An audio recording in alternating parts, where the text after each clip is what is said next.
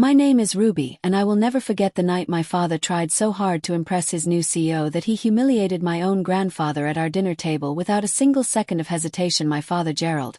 had been working toward a regional director promotion for nearly 2 years, staying late at the office every single night, running numbers, rehearsing pitches, and when his company's CEO, a composed, quiet man named Mr. Whitfield, mentioned he would be in town for a conference, my father practically begged him to join us for a family dinner, insisting it would be a wonderful chance for the family to properly meet the man who could change our lives. I remember him rehearsing talking points in the bathroom mirror the morning of the dinner, as though this single evening would determine the rest of his career. My mother spent 3 days preparing the house, polishing silverware she never used, ordering a caterer instead of cooking herself, replacing the everyday dishes with a china set that only ever came out for weddings, and reminding all of us repeatedly that this dinner needed to go perfectly, practically scripting what topics we were and were not allowed to bring up at the table. What none of us accounted for was my grandfather Walter, my father's own dad, showing up that same week for his regular Sunday visit, something he had done every single week since my grandmother passed 3 years earlier, bringing his usual bag of tomatoes from his garden, completely unaware of the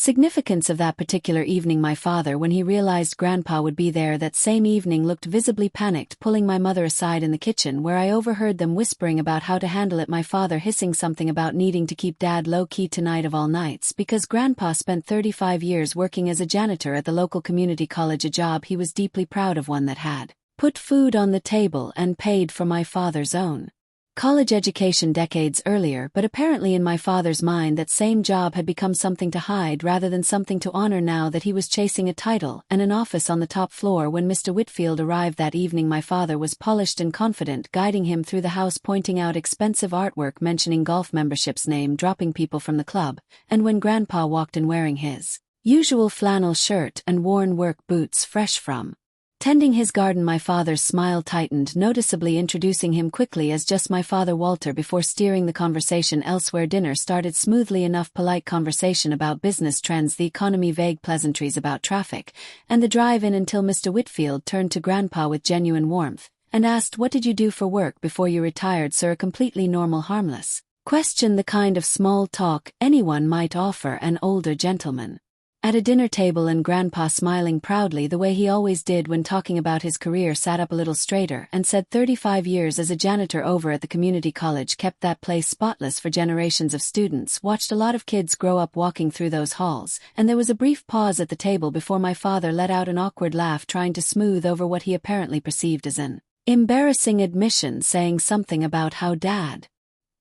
here was quite the character back in the day, always mopping around, telling everyone stories, his tone dismissive, edging toward mocking, as though Grandpa's entire career was simply a punchline for polite dinner conversation, rather than 3.5 decades of honest hard work. Grandpa's expression flickered, something quiet and hurt passing behind his eyes before he simply nodded and stayed silent, the way he always did when my father belittled him, a pattern I had witnessed my entire childhood, without ever fully understanding how deeply it must have cut each and every time it happened. But my father kept going, apparently emboldened by Mr. Whitfield's polite silence, saying something about how honestly Dad never really had ambition beyond that job. Embarrassing, really, for a man his age, still telling those same old janitor stories at every family gathering. And I sat there at that table feeling sick to my stomach, watching my grandfather, a man who had quietly supported this entire family for decades, sitting there absorbing casual cruelty at his own son's dinner table simply because it made my father feel superior in front of his boss. And that is when something shifted completely, because Mr. Whitfield, who had been quiet through my father's mocking commentary, set down his fork slowly and stood up from the table, his expression unreadable,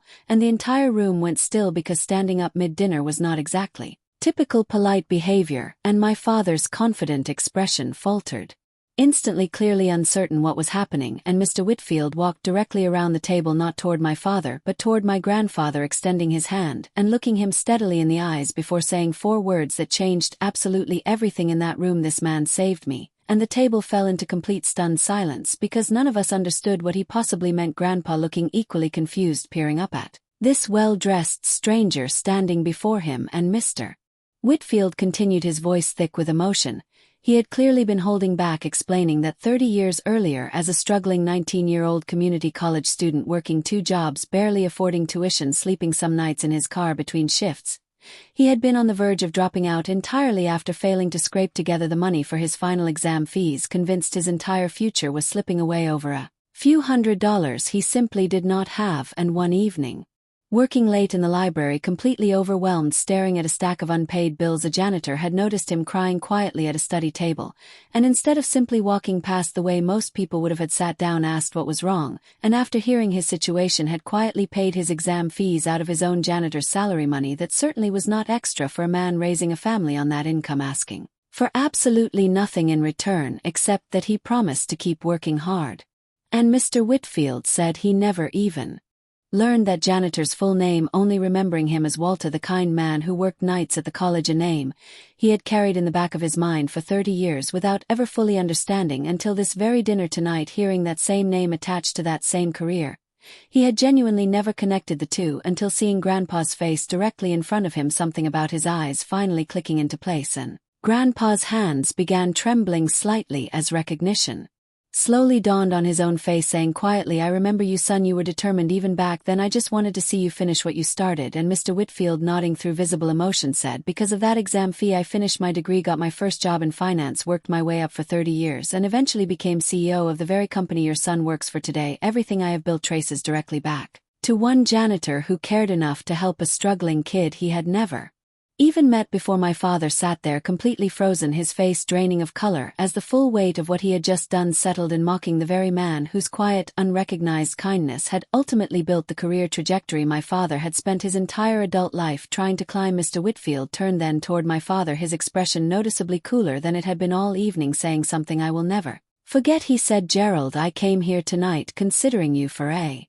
significant promotion, but watching how you treat the man who raised you, the man responsible in ways you clearly never even knew for opportunities that eventually created the very company you work for, tells me something important about your character that no resume or performance review ever could." My father stammered, attempting some kind of explanation, but Mr. Whitfield simply turned back to Grandpa, spending the remainder of that dinner speaking directly to him, asking about his life, his years at the college, memories from decades ago, treating him with the kind of genuine warmth and respect that should have been present from my father the entire evening, instead of only arriving once a powerful stranger revealed exactly why Grandpa deserved it. In the weeks that followed, my father's promotion quietly stalled entirely, something Mr. Whitfield never explicitly explained, but everyone in the family understood clearly enough what had actually happened that night, and while my father never fully verbalized genuine accountability for how he had treated Grandpa, something did shift subtly afterwards. Small gestures, like actually asking Grandpa about his day instead of talking over him, inviting him to sit closer at the head of the table during holidays, rather than at the far end where he usually got, quietly placed Grandpa for his part never brought up that dinner again, never used it as leverage or bitterness the way a lesser man might have, simply continuing to show up every single Sunday, the same steady presence he had always been, bag of tomatoes in hand, completely unaware for 30 years that a struggling student he had quietly helped once upon a time had gone on to build an entire company from that single act of kindness, never once expecting recognition, and honestly never even seeking it out. These days I visit Grandpa every week myself, now sitting with him on his porch listening to stories I somehow never took the time to hear before, making sure he always knows exactly how much his quiet, steady goodness actually mattered long before anyone in a boardroom ever figured it out. And every time I think about that dinner, the stunned silence, the 4 words that changed everything, I remember that respect should never depend on a title or a stranger's revelation to finally be given. It should simply be there consistently for the people who quietly built everything we somehow still take completely for granted, long before the world ever gets around to noticing what they actually gave.